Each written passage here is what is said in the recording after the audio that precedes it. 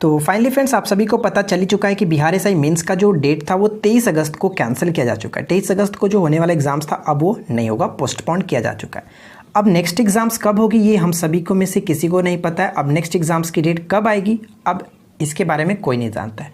तो ऐसे में हमें करना क्या, आपकी जो तैयारी चल रही थी इस चैनल पे वो उसी तरह से चलेगी। आपको जितना हो सके फ्रेंड्स हम कोशिश करेंगे कि अच्छी से अच्छी मटेरियल आपको प्रोवाइड कराया जाए ताकि एग्जाम्स में आपको कोई दिक्कत ना हो और आप सभी का इस बार एग्जाम्स क्लियर हो जाए और सभी आप सभी का सपना इस बार पूरा हो जाए। तो फ्रेंड्स बस यही कहूँगा कि अपनी तैयारी को कमी ना होने दें, पूरे जोर शोर के साथ लगे रहिए। एग्ज़ाम्स तो होगा, कब होगा इसके बारे में किसी को नहीं पता, लेकिन होना तो है, ठीक है। तो बस यही कहूँगा कि चलिए इस वीडियो को शुरू करते हैं और अपना स्कोर जो होगा नीचे कमेंट्स करके बताइएगा कि आपने कितना स्कोर किया, ठीक है। तो चलिए शुरू करते हैं। तो फ्रेंड्स आज की इस वीडियो का फर्स्ट क्वेश्चन ये बनता है कि आधुनिक देवनागरी लिपि का प्राचीन रूप है। राइट आंसर है ऑप्शन नंबर बी यानी कि ब्राही। ब्राही लिपि फ्रेंड्स भारत के प्राचीनतम लिपियों में से एक है, आप सभी को पता है। और ये किस तरह से लिखी जाती है तो बाएं से लेकर के दाएं तरफ लिखी जाती है। ऑप्शन बी करेक्ट हो जाता है। सेकंड क्वेश्चन ये दिया गया कि हड़प्पा संस्कृति के स्थल नासौरों से सिंदूर के प्रमाण प्राप्त हुए, यह किस राज्य में स्थित है। यानी आपको ये बताना है कि हड़प्पा सांस्कृतिक स्थल नासौरो जो है वो फ्रेंड्स किस राज्य में स्थित है। इस क्वेश्चन का करेक्ट आंसर है ऑप्शन नंबर बी यानी कि गुजरात। यह गुजरात में स्थित है और यहीं से सर्वप्रथम सिंदूर का प्रमाण मिला था, ठीक है फ्रेंड्स। और यह जो स्थल है वो सूरत का जुड़वा नगर भी कहा जाता है, याद रखेंगे। आगे बढ़ते हैं। थर्ड क्वेश्चन देखिए क्या है, निम्नलिखित कथनों पर विचार करें। फर्स्ट और सेकेंड पॉइंट्स को पढ़िए और उसके बाद बताइए कि कौन सा कथन सही है।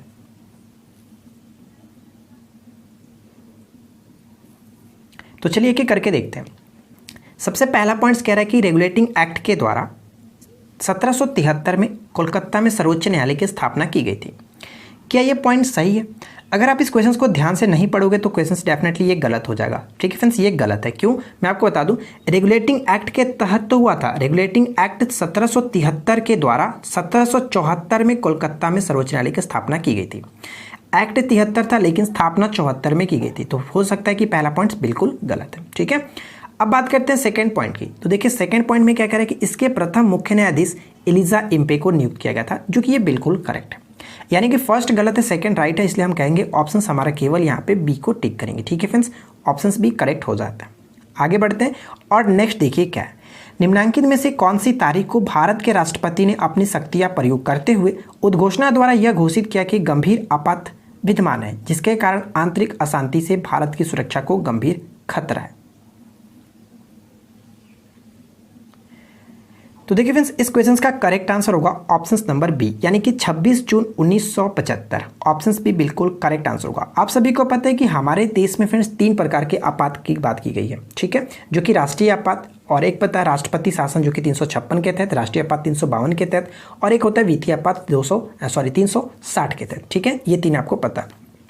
लेकिन फ्रेंड्स मैं आपको बता दूं कि हमारे देश में अब तक कुल 3 बार राष्ट्रीय आपात की घोषणा की जा चुकी है। पहला तो 1962 में हुआ था, ठीक है, 1962 में।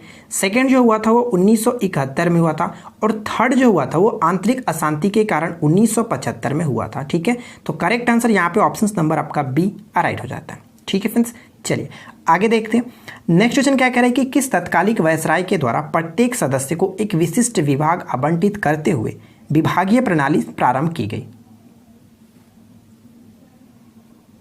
इस क्वेश्चन का करेक्ट आंसर है option number D Lord Canning, ठीक है फ्रेंड्स। ऑप्शन डी बिल्कुल करेक्ट आंसर हो जाता है। एक चीज़ मैं आपको क्लियर कर दूं फ्रेंड्स, देखिए अगर किसी क्वेश्चन में मिस्टेक होता है तो मैं आपको कई बार बता चुका हूं कि किसी क्वेश्चन में मिस्टेक होता है तो आप उसके बारे में काफ़ी अच्छे तरीके से एक्सप्लेन करके नीचे कमेंट्स कर दिया कीजिए ताकि मैं उस कमेंट को पिन कर दूँ, बाकी सभी लोगों के लिए हेल्पफुल हो जाए, ठीक है। चलिए आगे बढ़ते हैं। नेक्स्ट देखिए क्या कह रहा है। क्वेश्चन नंबर 6 में कह रहा है कि पारिस्थितिकी वर्गीकरण के अंतर्गत पादपों का एक वर्ग नहीं है। इस क्वेश्चन का करेक्ट आंसर होगा ऑप्शन नंबर डी यानी फ्रेंड्स अधिपादक। Option D will be correct answer, ठीक है। आगे बढ़ते हैं। नेक्स्ट देखिए क्या कह रहा है, राष्ट्रीय नियोजन में रोलिंग प्लान की अवधारणा किस सरकार के द्वारा लागू की गई थी। पंचवर्षीय योजना के बारे में जो मैं आपको वीडियो बनाया था, स्पेशल वीडियो, उसमें मैंने आपको काफ़ी अच्छे तरीके से इसके बारे में बताया था। तो देखिए फ्रेंड्स रोलिंग प्लान की जो अवधारणा थी वो किस सरकार के द्वारा लागू की गई थी, तो करेक्ट आंसर होगा यहाँ पे right answer option number D, ठीक है। क्योंकि डी यहाँ पे इसलिए होगा क्योंकि जनता सरकार ने फ्रेंड्स 1977 से 83 के लिए जो कि रोलिंग प्लान को बात की थी, रोलिंग प्लान की अवधारणा दी थी, लेकिन 1980 में इंदिरा गांधी की सरकार ने इसे फिर समाप्त करके जो कि छठी पंचवर्षीय योजना 80 से 85 शुरू कर दी थी। तो इस क्वेश्चन का करेक्ट आंसर यहाँ पे होगा जनता सरकार, ऑप्शन डी राइट आंसर हो जाता है। देखिए क्वेश्चन नंबर 8 में क्या कह रहा है कि हाइड्रोक्लोरिक अम्ल का एक अन्य नाम क्या है, बताइए। हाइड्रोक्लोरिक अम्ल का एक और अन्य नाम क्या है? इस क्वेश्चन का करेक्ट आंसर होगा ऑप्शन सी यानी कि म्यूरिएटिक अम्ल, ठीक है। हाइड्रोक्लोरिक अम्ल जिसको HCl कहते हैं और इसका एक और नाम म्यूरिएटिक अम्ल होता है। 9 में क्या कह रहा है कि मधुमक्खी के डंस का एक अम्ल छूटता है जिसके कारण दर्द और जलन होती है, और वह अम्ल क्या होता है? मधुमक्खी के डंक या फिर चींटी के डंक में सब एक ही चीज़ होता है, बताइए। इस क्वेश्चन का करेक्ट आंसर होगा ऑप्शन डी यानी कि मेथनोइक अम्ल, ठीक है फ्रेंड्स। मेथनोइक एसिड होता है जिसको क्या कहते हैं, फॉर्मिक एसिड के नाम से भी जाना जाता है। नेक्स्ट क्या कह रहे हैं कि किस मुगल शासक के समय में राजकोट में लाल कुंवरी नामक एक गणिका अति प्रभावशाली थी? बताइए फ्रेंड्स कि लाल कुंवरी नामक एक गणिका जो थी वो अति प्रभावशाली थी किस मुगल शासक के समय में? तो इस क्वेश्चन का करेक्ट आंसर होगा ऑप्शन नंबर बी यानी कि जहानदार शाह, ठीक है फ्रेंड्स। जहानदार शाह को किस नाम से जाना जाता? लंपट मूर्ख के नाम से जाना जाता था। देखिए फ्रेंड्स नेक्स्ट क्वेश्चन क्या कह रहे हैं कि भारत में तुर्की शासन का वास्तविक संस्थापक कौन था? अगर आपको ये वीडियो पसंद आ रही हो तो प्लीज़ मैं आपसे रिक्वेस्ट करूंगा कि इस वीडियो को एक लाइक जरूर कर दीजिएगा। फिलहाल देखिए बात करते हैं इस क्वेश्चन के करेक्ट आंसर का। इसका राइट आंसर है ऑप्शन नंबर बी यानी कि कुतुबुद्दीन ऐबक। भारत में तुर्की शासन का वास्तविक संस्थापक कुतुबुद्दीन ऐबक को माना जाता है, option number B correct answer हो जाता है, ठीक है। आगे देखिए नेक्स्ट क्वेश्चन क्या कह रहा है कि जी ऑस्टिन ने भारतीय संघवाद को सहकारी संघवाद कहा था, वह किस देश के इतिहासकार थे? डायरेक्ट क्वेश्चन ये भी पूछा जाता है कि भारतीय संघवाद को सहकारी संघवाद किसने कहा था, तो आप इस नाम को भी याद रखिएगा, जी ऑस्टिन ने कहा था। मैंने बस आपसे ये पूछा कि वह किस देश के इतिहासकार थे, तो करेक्ट आंसर हो जाएगा ऑप्शन नंबर सी, वो एक अमेरिकी इतिहासकार थे, ठीक है friends. Option C right answer हो जाता है। नेक्स्ट देखिए क्या दिया गया। नेक्स्ट क्वेश्चन ये बनता है कि महालेखा परीक्षक की नियुक्ति का प्रावधान भारत के किस अधिनियम के द्वारा किया गया?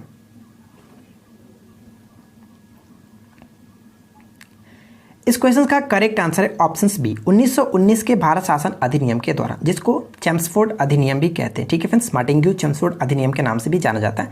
देखिए इसके अंतर्गत कई सारी चीज़ों आपको जानने की जरूरत है। जैसे कि मैं आपको बता दूं कि इसके अंतर्गत सबसे पहले द्विसदनीय विधायिका की स्थापना की गई थी, और फ्रेंड्स आपको पता होगा कि प्रत्यक्ष निर्वाचन प्रणाली जो अपनाई गई थी इसी अधिनियम के द्वारा अपनाई गई थी। महिलाओं को वोट देने का अधिकार जो दिया गया था इसी अधिनियम के द्वारा दिया गया था, और प्रांतों में द्वैत शासन की स्थापना भी इसी के द्वारा की गई थी। और साथ ही साथ एक चीज़ और याद रखिएगा, लोक सेवा आयोग का जो गठन किया गया था वो इसी के द्वारा किया गया था, 1919 भारत शासन अधिनियम के द्वारा, ठीक है। तो ये कहीं ना कहीं बहुत ज़्यादा इंपॉर्टेंट है, आप इसको याद रखेंगे। देखिए क्वेश्चन नंबर 14 में क्या कह रहा है, कालिंदी किस नदी का अन्य नाम है? कालिंदी किस नदी का अन्य नाम है? इस क्वेश्चन का करेक्ट आंसर है ऑप्शन नंबर सी, यमुना का एक नाम होता है कालिंदी, ठीक है, ध्यान रखेंगे। आगे बढ़ते हैं। 15 में क्या दिया गया कि अनुच्छेद 356 की व्यवस्थाओं का प्रयोग करते समय राष्ट्रपति किन शक्तियों को अपने हाथ में ले सकता है? तो फ्रेंड्स देखिए इस क्वेश्चन का करेक्ट आंसर क्या होगा? राइट आंसर है ऑप्शन नंबर सी यानी कि 1 और 2, यानी कि कार्यपालिका शक्ति और विधायिका शक्ति अपने हाथों में ले सकता है, लेकिन फिर न्यायिक शक्ति उसके अपने हाथों में लेने की जो कि शक्ति नहीं होती है 356 यानी राष्ट्रपति शासन के दौरान। ऑप्शन नंबर सी बिल्कुल करेक्ट हो जाता है। नेक्स्ट क्वेश्चन क्या करें कि 1 क्यूसेक खाली स्थान के बराबर होता है, बताइए। 1 क्यूसेक जो होता है वो किसके बराबर होता है? जल प्रवाह की दर को मापा जाता है क्यूसेक में, आपको पता होगा। तो इस क्वेश्चन का करेक्ट आंसर है फ्रेंड्स ऑप्शन नंबर सी यानी कि 28.317 लीटर प्रति second, option C right answer है, ठीक है। चलिए नेक्स्ट देखते हैं। अगला पॉइंट ये कह रहा है कि अंडमान और निकोबार द्वीप समूह एक दूसरे से किसके द्वारा अलग किए जाते हैं?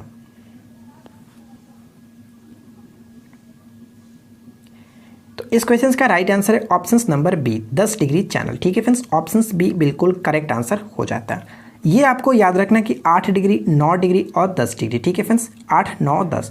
8 डिग्री के द्वारा क्या होता है, तो फ्रेंड्स मैं आपको बता दूं कि मालदीव और मिनिकॉय इसके द्वारा अलग होते हैं, ठीक है। 9 डिग्री के बारे में बात करें तो लक्षद्वीप और मिनिकॉय इसके द्वारा अलग होते हैं, और 10 डिग्री के द्वारा आपने देखा अंडमान, छोटा अंडमान और कार निकोबार जो कि अलग होते हैं। तो राइट आंसर यहाँ पे जो कि बी करेक्ट हो जाता है। नेक्स्ट क्या कह रहा है, क्वेश्चन नंबर 18 में कह रहा है कि किस वायसरायशिप में 3 प्रमुख शहरों कोलकाता, मद्रास और बंबई में हाईकोर्ट की स्थापना की गई थी। तो इस क्वेश्चन का करेक्ट आंसर होगा ऑप्शन नंबर सी यानी कि लॉर्ड कैनिंग के द्वारा। ऑप्शन सी राइट आंसर है। क्वेश्चन नंबर 19 कह रहा है कि जब रॉलेट एक्ट पारित हुआ था उस समय भारत का वायसराय कौन था। बहुत ही सिंपल सा क्वेश्चन है और इस क्वेश्चन का करेक्ट आंसर है ऑप्शन नंबर डी यानी कि लॉर्ड चेम्सफोर्ड। ठीक है फ्रेंड्स, अब यहाँ पे बात करते हैं कि जो ये रॉलेट एक्ट पारित हुआ था वो कब हुआ था। तो 19 मार्च 1919 को लागू हुआ था, याद रखिएगा रॉलेट एक्ट। नेक्स्ट कह रहा है कि किसने आर्थिक प्रबंधन का विकेंद्रीकरण करने का प्रथम प्रयास किया था। आर्थिक प्रबंधन का विकेंद्रीकरण करने का प्रथम प्रयास किसने किया था। तो करेक्ट आंसर है option number D Lord Mayo. ठीक है, लॉर्ड मेयो। भारत में प्रथम जो जनगणना हुई थी 1872 में लॉर्ड मेयो के शासनकाल में ही की गई थी।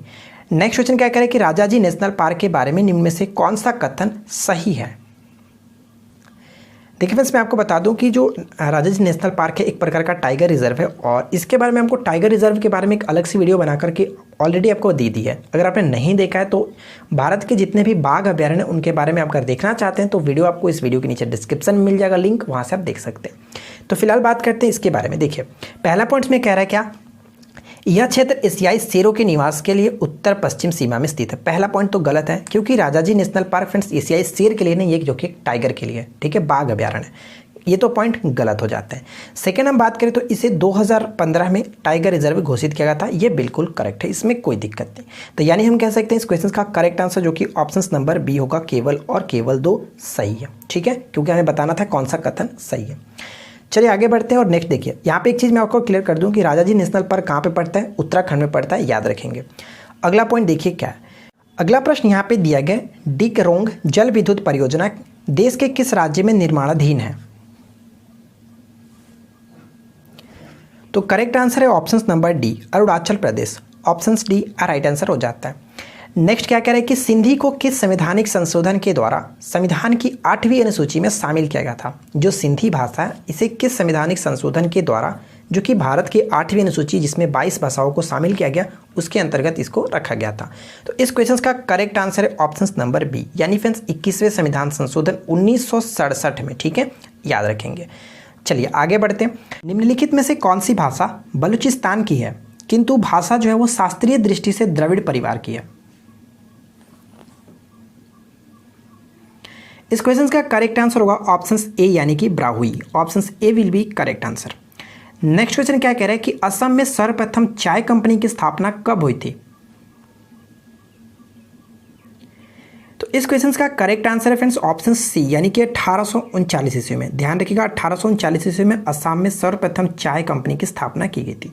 निम्नलिखित में से किसने हरिजनों के कल्याण एवं अछूतों के उद्धार हेतु वर्ष 1924 में अखिल भारतीय दलित वर्ग की स्थापना की थी।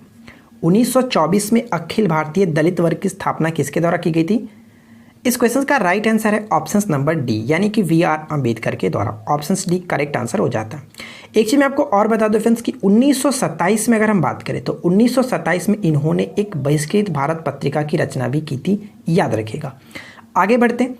नेक्स्ट क्या कह रहा है, बंगाल विभाजन के विरोध में अपनी बंगला पत्रिका संजीवनी में किसने सुझाव दिया था कि जनता द्वारा ब्रिटिश वस्तुओं का बहिष्कार करना चाहिए।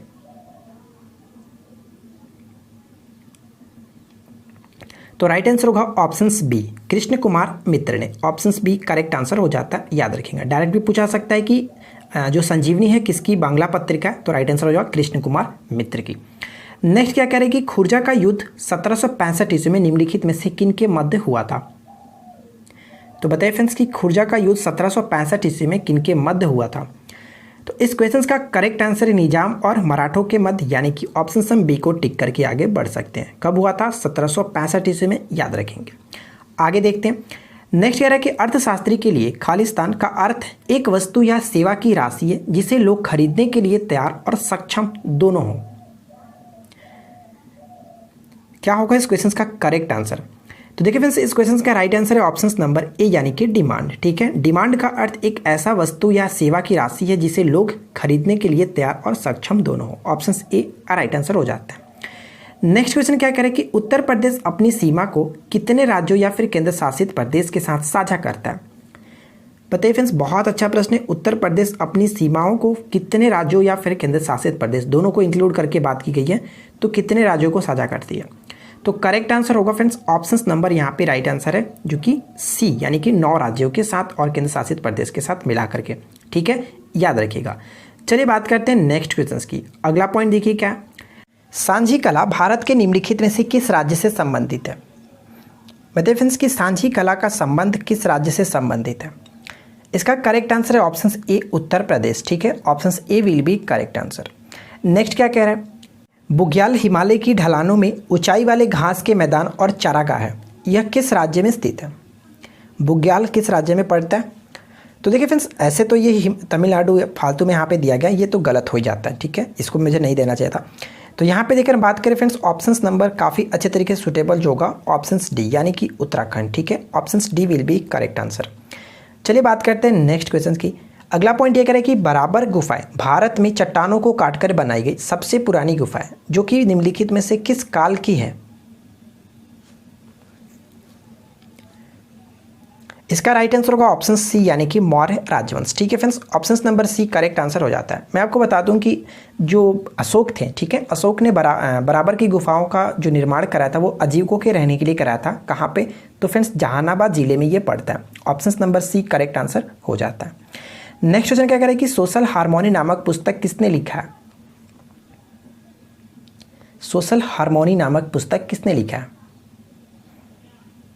इस क्वेश्चन का करेक्ट आंसर होगा ऑप्शन बी, यानी कि नरेंद्र मोदी जी की ये पुस्तक है। ठीक है, ऑप्शन बी राइट आंसर है।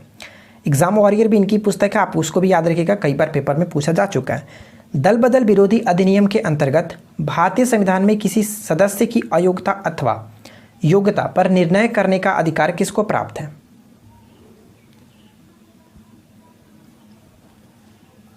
तो करेक्ट आंसर है ऑप्शन सी, यानी कि लोकसभा अध्यक्ष को। ठीक है, याद रखिएगा। भारतीय शासन व्यवस्था में प्रतिनिधि एवं लोकप्रिय घटक को समाविष्ट करने का प्रथम प्रयास किस अधिनियम के द्वारा किया गया? करेक्ट आंसर हो जाता है ऑप्शन नंबर बी, यानी कि भारतीय परिषद अधिनियम 1892 को। ठीक है friends, option B correct answer हो जाता है। चलिए बात करते हैं अगले प्रश्न की। नेक्स्ट क्वेश्चन क्या कह रहा है कि झिझिया नृत्य भारत के किस राज्य से प्रारंभ हुआ था? झिझिया नृत्य का संबंध भारत के किस राज्य से हुआ था? बताइए, प्रारंभ हुआ था। तो करेक्ट आंसर है ऑप्शन नंबर ए, यानी कि बिहार से। ठीक है, अपना बिहार। नेक्स्ट क्वेश्चन क्या कह रहा है कि पाकिस्तान के किस शहर को गार्डन ऑफ मुगल या फिर सिटी ऑफ गार्डन कहा जाता है? गार्डन ऑफ मुगल या फिर सिटी ऑफ गार्डन के नाम से जाना जाता है पाकिस्तान के किस शहर को? तो करेक्ट आंसर है ऑप्शन नंबर डी, लाहौर को। ठीक है फ्रेंड्स, लाहौर में किसका मकबरा था? तो आपको याद होना चाहिए फ्रेंड्स, मुगल शासक जो जहांगीर था, इनकी जो मकबरा थी वो लाहौर में ही स्थित थी। नेक्स्ट क्वेश्चन क्या दिया गया कि जैमिंग शब्द निम्नलिखित में से किस खेल से संबंधित है? बताइए कि जैमिंग जो शब्द है वो किस खेल से संबंधित है? इस क्वेश्चन का करेक्ट आंसर है option number C, lawn tennis. ठीक है, option C will be correct answer. Next question क्या कह रहा है, हैदराबाद रियासत को भारत के किस ऑपरेशन के माध्यम से भारत में शामिल किया गया था? इस क्वेश्चन का करेक्ट आंसर क्या होगा? ऑप्शन नंबर सी, यानी कि ऑपरेशन पोलो। ठीक है फ्रेंड्स, ऑपरेशन पोलो के तहत हैदराबाद रियासत को भारत में शामिल किया गया था। नेक्स्ट क्वेश्चन देखते हैं क्या कह रहा है, मानव प्रणाली में निम्नलिखित में से कौन सा एक पाचन एंजाइम नहीं है? तो इसका राइट आंसर है ऑप्शन नंबर बी, गैस्ट्रिन जो होता है एक प्रकार का पाचन एंजाइम के अंतर्गत नहीं आता है। ठीक है, option number B right answer हो जाता है। नेक्स्ट क्वेश्चन क्या दिया गया कि निम्नलिखित में से कौन सी धातु भूपर पट्टी में सबसे प्रचुर मात्रा में पाई जाती है? बताइए, अकॉर्डिंग टू ऑप्शंस में यहाँ पे करेक्ट आंसर क्या होगा? सबसे अधिक प्रचुर मात्रा में कौन सी धातु जो कि पाई जाती है? तो करेक्ट आंसर होगा ऑप्शन नंबर डी। ठीक है फ्रेंड्स, ऑप्शन डी बिल्कुल राइट आंसर हो जाता है, एल्युमिनियम। अगला क्वेश्चन क्या कह रहा है कि भारत में निम्नलिखित राज्यों के निर्माण का सही कालक्रम की पहचान कीजिए, यानी कि कौन सा राज्य कब गठित हुआ था वो आपको बताना है। तो चलिए एक एक करके देखते हैं। यहाँ पे सबसे पहले अगर हम बात करें तो फ्रेंड्स क्या होगा, आंध्र प्रदेश आपको पता है कि भाषाई आधार पर गठन होने वाला सबसे पहला राज्य था, तो यानी कि हम ये कह सकते हैं कि सबसे पहले तो एक आएगा। ठीक है, उसके बाद अगर हम देखें तो क्या होगा, 1900 जो कि फ्रेंड्स 66 कह सकते हैं कि हरियाणा, ठीक है, 1966 में हरियाणा था, तो यहाँ पे थर्ड नंबर पे आएगा हरियाणा। तो 1 और 3 तो सिर्फ एक ही ऑप्शन मिल रहा है जो कि ऑप्शन बी को। इसके बाद हम कह सकते हैं कि हिमाचल प्रदेश 71 में था, तो यहाँ पे 71 जो कि 2 आएगा, और अरुणाचल प्रदेश 87 था, तो यहाँ पे जो कि 4 आएगा। तो 13, 24 बिल्कुल करेक्ट होगा, जो कि ऑप्शन हम बी को टिक कर सकते हैं, ठीक है। चलिए आगे बढ़ते हैं, और नेक्स्ट क्वेश्चन क्या करें कि मानव सभ्यता के आरंभिक काल, जिसको प्रागैतिहासिक काल, को 3 भागों में बांटा गया, निम्नलिखित में से कौन सा काल उन 3 में नहीं आता है? तो करेक्ट आंसर हो जाएगा ऑप्शन डी, यानी कि महापाषाण काल इसके अंतर्गत नहीं आता, ठीक है। आगे देखिए, नेक्स्ट क्या कह रहे हैं कि काजी 106F क्या है? हाल ही में ये काफ़ी चर्चा में रही थी, बताइए काजी 106F क्या है? इस क्वेश्चन का करेक्ट आंसर होगा ऑप्शन नंबर बी, यानी कि गोल्डन टाइगर, ठीक है फ्रेंड्स। एक प्रकार की ये बाघिन है, असम के काजीरंगा नेशनल पार्क में हाल ही में इसको देखा गया फ्रेंड्स, जो कि सुनहरी बाघिन को, जिसका नाम हाल ही में रखा गया काजी 106F। काजी यानी कि काजीरंगा नेशनल पार्क में इसको देखा गया, इस वजह से इसका नाम रखा गया था, जो कि काजी 106, ठीक है। और ये क्या है, तो गोल्डन टाइगर कह सकते हैं या फिर सुनहरी बाघिन है, ठीक है फ्रेंड्स, याद रखिएगा। चलिए बात करते हैं अगले प्रश्न की।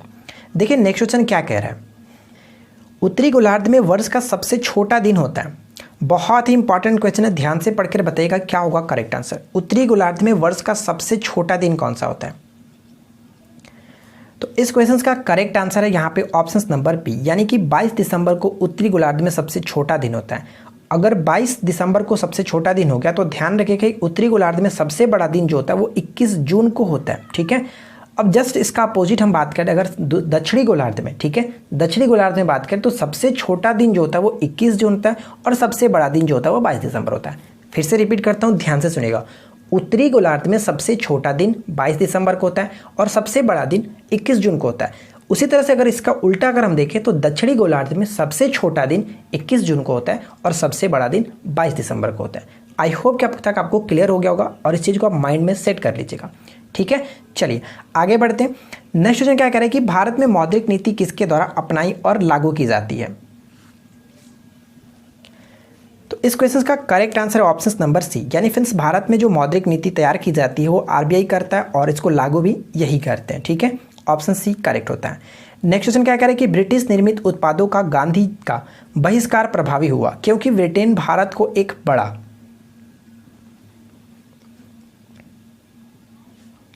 इस क्वेश्चन का राइट आंसर है ऑप्शन नंबर डी, यानी कि निर्मित वस्तुओं का बाजार समझता था, ठीक है। Option number D correct answer हो जाता है। नेक्स्ट क्वेश्चन देखिए क्या कह रहा है। अगला पॉइंट यह कि महात्मा गांधी के राजनीतिक जीवन की निम्नलिखित घटनाओं का कालक्रम के अनुसार क्या है? यानी कि राजनीतिक जीवन के अंतर्गत उनकी जो घटनाएं थी वो किस तरह से थी, आपको क्रम के साथ सजाना है, ठीक है। क्या होगा करेक्ट आंसर बताइए। तो चलिए एक एक करके देख लेते हैं। सबसे पहले आपको पता है फ्रेंड्स कि भारत में उन्होंने जो कि स्टार्टिंग की थी सत्याग्रह, वो था चंपारण सत्याग्रह, जो कि 1917 में, यानी कह सकते हैं कि सबसे पहले तो एक आएगा, ठीक है। उसके बाद जो कि यहाँ पे देख सकते हैं अहमदाबाद मिल हड़ताल भी हुआ था, और खेड़ा जो कि सत्याग्रह भी हुआ था, दोनों 1918 में हुए थे। लेकिन फ्रेंड्स सबसे पहले जो कि अहमदाबाद मिल हड़ताल हुआ था, तो यहाँ पे जो कि 2 आएगा, ठीक है। उसके बाद खेड़ा सत्याग्रह जो कि 1918 में ही हुआ था गुजरात के खेड़े जिले में, और इसमें क्या बात की गई थी, कर नहीं देने का जो कि नारा दिया गया था, ठीक है फ्रेंड्स, कर नहीं देने का आंदोलन चलाया गया था। और इसके बाद जो कि 4th नंबर पे आएगा आपका असहयोग आंदोलन। तो यहाँ पे कह सकते हैं 1 2 3 4 काफ़ी अच्छे तरीके से जो कि ऑप्शन बी को टिक करके आगे बढ़ सकते हैं। क्लियर, आगे देखिए नेक्स्ट क्वेश्चन क्या कह रहा है। अगला प्रश्न ये दिया गया कि विसनदास नामक चित्रकार किस मुगल शासक के दरबार में था? विसनदास नामक चित्रकार फ्रेंड्स बताना है आपको कि किस मुगल शासक के दरबार में था। तो देखिए मैं आपको बता दूं इस क्वेश्चन का करेक्ट आंसर जो होगा ऑप्शन नंबर बी, यानी कि जहांगीर के शासनकाल में था, ठीक है। अबुल हसन, उस्ताद मंसूर, फरूख बेग कह सकते हैं, विसनदास कह सकते हैं, मनोहर कह सकते हैं, अक्का रिजा भी एक कह सकते हैं, ये सभी चित्रकार थे, और ये फ्रेंड्स हैं जो कि जहांगीर के शासनकाल में रहते थे, ठीक है, याद रखेंगे। आपको पता है फ्रेंड्स कि जहांगीर के शासनकाल को जो कि फ्रेंड्स कहते हैं कि चित्रकारी का जो चरमोत्कर्ष पर पहुंचा था, ठीक है, याद रखेंगे। इसकी स्टार्टिंग तो की गई थी हुमायूं के शासनकाल में, जो कि चित्रकारी का जो स्टार्टिंग हुआ था वो हुमायूं के शासनकाल में हुआ था, लेकिन चरमोत्कर्ष पे जो पहुंची थी, ठीक है, वो जहांगीर के शासनकाल में। अगला पॉइंट क्या करें कि भारत का सबसे गहरा बंदरगाह कौन सा है? तो भारत का सबसे गहरा बंदरगाह के अंतर्गत विशाखापट्टनम आता है, option number A correct answer हो जाता है। ठीक है, और यहाँ पे मुंबई की बात करें तो मुंबई सबसे बड़ा बंदरगाह, ध्यान रखेंगे। कांडला को हम लोग ज्वारीय बंदरगाह के नाम से जानते हैं, याद रखेंगे। आगे बढ़ते हैं। पहाड़ी क्षेत्र से नीचे की ओर बहने वाली नदी द्वारा काटी गई गहरी घाटी क्या कहलाती है? पहाड़ी क्षेत्र से नीचे की ओर बहने वाली नदी द्वारा काटी गई गहरी घाटी क्या कहलाती है? तो उसको हम लोग कहते हैं canyon. Option number A correct होगा, कैनियन। ठीक है, आगे देखिए नेक्स्ट क्वेश्चन क्या कह रहा है। अगला पॉइंट ये कह रहा है कि नचिकेतोपाख्यान ग्रंथ जो है वो किसके द्वारा लिखा गया? नचिकेतोपाख्यान ग्रंथ किसके द्वारा लिखा गया? तो इस क्वेश्चन का correct answer option number B यानी कि सदल मिश्रा। ठीक है फ्रेंड्स, 1803 ईस्वी में इन्होंने इस ग्रंथ को लिखा था। नेक्स्ट क्वेश्चन दिया गया कि उलगुलान महाविद्रोह किसके साथ जुड़ा हुआ है? तो इसका राइट आंसर है ऑप्शन नंबर डी यानी कि बिरसा मुंडा से। ऑप्शन डी करेक्ट हो जाता है। नेक्स्ट देखिए क्या कह रहा है। ग्रामीण गरीबी उन्मूलन के लिए पूरा मॉडल अपनाने का समर्थन किसने दिया था? पूरा मॉडल अपनाने का जो समर्थन दिया गया था वो डॉक्टर एपीजे अब्दुल कलाम के द्वारा दिया गया था। ठीक है फ्रेंड्स, यहाँ पे आपको पूरा का मतलब आपको याद होना चाहिए। देखिए पूरा का मतलब provision of urban amenities to rural areas, इसका फुल फॉर्म है। ठीक है, याद रखेंगे।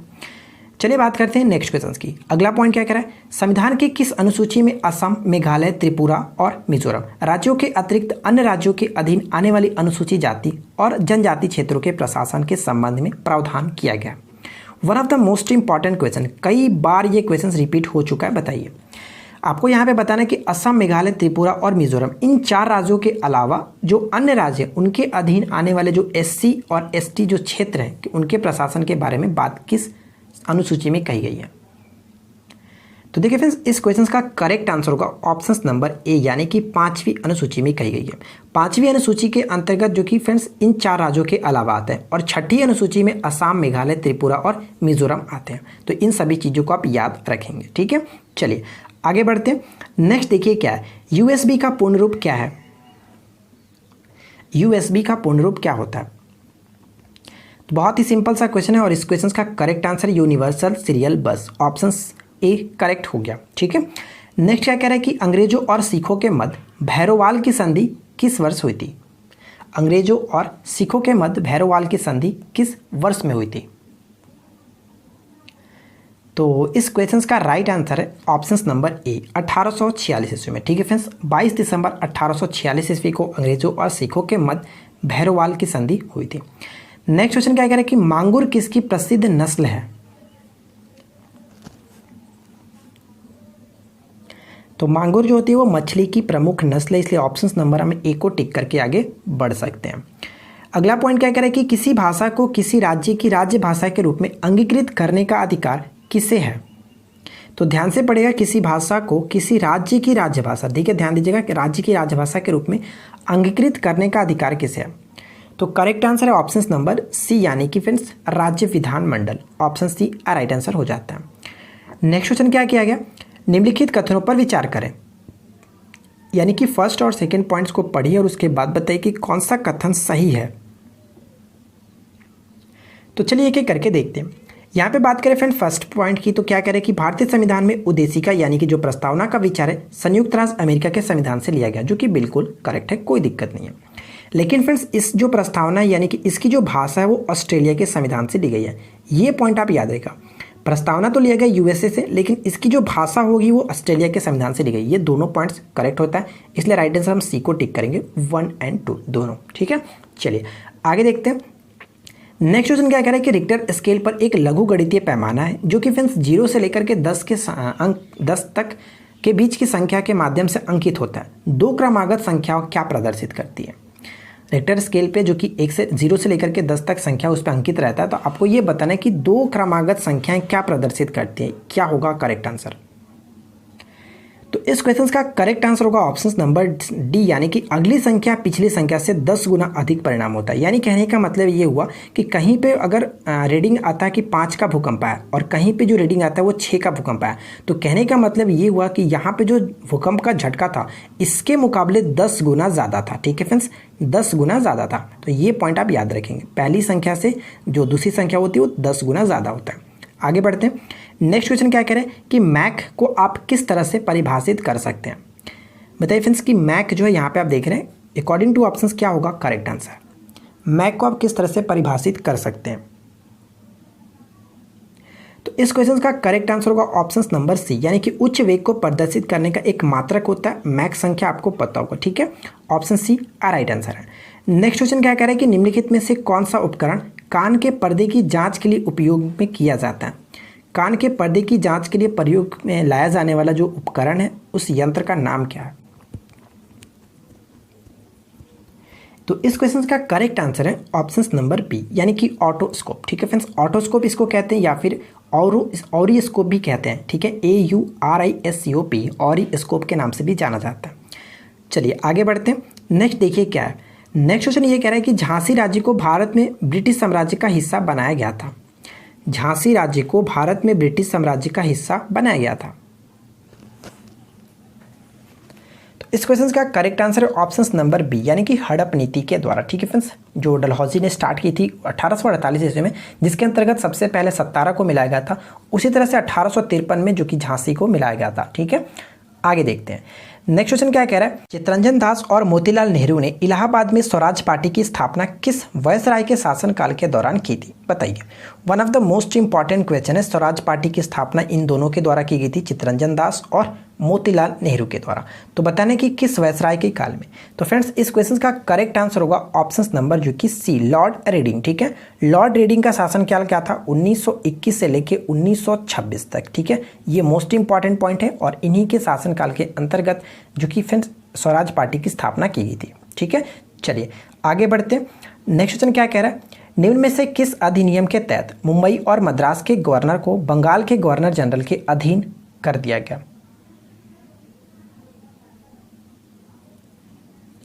तो इस क्वेश्चन का करेक्ट आंसर है फ्रेंड्स ऑप्शन नंबर जो कि बी, यानी कि 1773 ईस्वी का रेगुलेटिंग एक्ट, जिसको फ्रेंड्स नियामक अधिनियम भी एक कहा जाता है। तो याद रखिएगा रेगुलेटिंग एक्ट 1773 के द्वारा मुंबई और मद्रास के गवर्नर को बंगाल के गवर्नर जनरल के अधीन कर दिया गया था। आगे बढ़ते हैं। नेक्स्ट कह रहा है कि 12वीं पंचवर्षीय योजना का मुख्य उद्देश्य क्या था। तो इस क्वेश्चन का करेक्ट आंसर है ऑप्शन नंबर डी, यानी फ्रेंड्स तीव्रतर, धारणीय और जो कि अधिक समावेश विकास। Option number D correct answer हो जाता है। चलिए आगे बढ़ते हैं। नेक्स्ट क्वेश्चन देखिए क्या है। भारत में अधिकांश बेरोजगारी किस टाइप की है। भारत में जो बेरोजगारी है वो अधिकतर किस प्रकार की बेरोजगारी है। तो करेक्ट आंसर होना चाहिए ऑप्शन नंबर डी, यानी फ्रेंड्स संरचनात्मक बेरोजगारी है। ऑप्शन डी करेक्ट हो जाता है, ठीक है। आगे देखिए 15वें वित्त आयोग के अध्यक्ष कौन है। वर्तमान में अगर बात करें तो 15वें वित्त आयोग के अध्यक्ष कौन है। तो देखिए फ्रेंड्स इस क्वेश्चन का करेक्ट आंसर होगा ऑप्शन नंबर डी, यानी कि NK सिंह, ठीक है। 15वें जो कि वित्त आयोग के अध्यक्ष हैं। नीचे आप कमेंट करके बताएं कि 14वें वित्त आयोग के अध्यक्ष कौन थे। सभी लोग कमेंट करके बताएगा 14वें वित्त आयोग के अध्यक्ष कौन थे। नेक्स्ट देखिए क्या कह रहा है। VK चतुर्वेदी कमेटी ने निम्नलिखित में से किससे संबंधित कार्य किया है।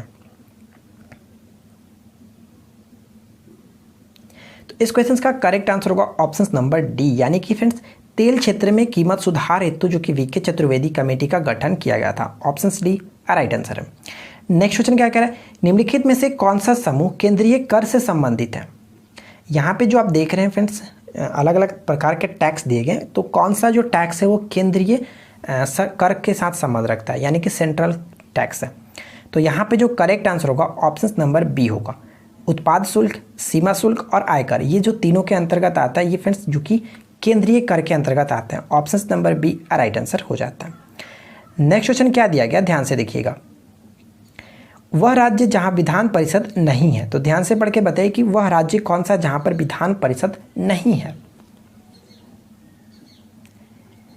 तो डेफिनेटली आपने राइट आंसर गेस कर लिया होगा। करेक्ट आंसर है ऑप्शन नंबर डी, तमिलनाडु, ठीक है फ्रेंड्स, तमिलनाडु में नहीं है। चलिए आगे बढ़ते हैं और देखिए नेक्स्ट क्वेश्चन क्या दिया गया। नेक्स्ट क्वेश्चन ये कह रहा है फ्रेंड्स कि क्षेत्रफल की दृष्टि से भारत का दूसरा सबसे बड़ा राज्य कौन सा है। तो क्षेत्रफल की दृष्टि से भारत का दूसरा सबसे बड़ा राज्य के अंतर्गत यहाँ पे करेक्ट आंसर हो जाएगा ऑप्शन नंबर सी, यानी कि MP, मध्य प्रदेश, ठीक है फ्रेंड्स। सबसे पहला जो आता है राजस्थान, सेकंड नंबर पे जो आता है आपका जो कि मध्य प्रदेश, थर्ड नंबर पे महाराष्ट्र और 4th नंबर पे उत्तर प्रदेश। ध्यान रखिएगा 4th नंबर पे उत्तर प्रदेश। पहले आंध्र प्रदेश हुआ करता था, लेकिन जब तेलंगाना उससे अलग हुआ तो उसकी जो क्षेत्रफल थी वो घट के जो कि फ्रेंड्स वो अब कम हो गई और 4th नंबर का स्थान उत्तर प्रदेश ने ले लिया। ठीक है, आगे बढ़ते हैं। नेक्स्ट क्या कह रहा है कि अरुण ग्रह के चारों ओर वलयों की संख्या कितनी है? अरुण ग्रह के चारों ओर वलयों की संख्या कितनी है? तो करेक्ट आंसर हो जाता है ऑप्शन नंबर डी यानी फ्रेंड्स 9। ठीक है, अरुण ग्रह के चारों ओर वलयों की संख्या 9 है। बात करते हैं नेक्स्ट क्वेश्चन की। तो अगला पॉइंट देखिए क्या है, सुनहरा रेशा से अभिप्राय है। सुनहरा रेशा से क्या अभिप्राय है? तो इस क्वेश्चन का करेक्ट आंसर होगा ऑप्शन ए यानी कि पटसन। ठीक है फ्रेंड्स, पटसन को सुनहरा रेशा कहा जाता है। नेक्स्ट क्वेश्चन देखिए, बंधुआ मजदूर उन्मूलन अधिनियम संसद ने किस वर्ष पारित किया था? इस क्वेश्चन का करेक्ट आंसर होगा ऑप्शन सी 1976 में बंधुआ मजदूर उन्मूलन अधिनियम पारित किया गया था संसद के द्वारा 1976। नेक्स्ट क्वेश्चन क्या कह रहा है कि सिंधु नदी निम्नलिखित में से किस ग्लेशियर से निकलती है?